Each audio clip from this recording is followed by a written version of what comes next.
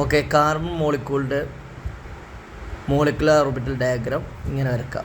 അപ്പോൾ ആദ്യം 2 carbon atoms combine ചെയ്തിട്ടാണ് കാർബൺ മോളിക്യൂൾ ആവണത്. അത് കണ്ടല്ലോ, ഓരോ കാർബണിൻ്റെയും 1s2 2s2 2p1.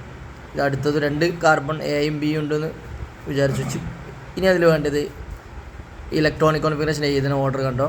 ഏറ്റവും താഴെയുള്ളത് സിഗ്മ 1s, അപ്പോൾ സിഗ്മ 1s2, പിന്നെ സിഗ്മ സ്റ്റാർ 1s2, പിന്നെ സിഗ്മ 2s അതിൽ 2 എണ്ണം, പിന്നെ സിഗ്മ സ്റ്റാർ 2s 2 എണ്ണം. പിന്നെ വേണ്ടി അപ്പോൾ 8 എണ്ണം ആയിട്ടോ. ഇനി വേണ്ടത് എന്താ, 2 എണ്ണം മതി. അതിലൊന്ന് പൈ 2pxലും കൊടുത്ത് പൈ 2pyലും കൊടുത്ത്. അതോടുകൂടി ഇലക്ട്രോണിക് കോൺഫിഗറേഷൻ കംപ്ലീറ്റ് ആയി. ഇനി നമ്മൾ സൈഡിൽ എന്തിനുള്ള അറിയാം, ആറ്റത്തിൻ്റെ ഇലക്ട്രോണിക് കോൺഫിഗറേഷൻ കൊടുക്കാനുള്ളതാണ്.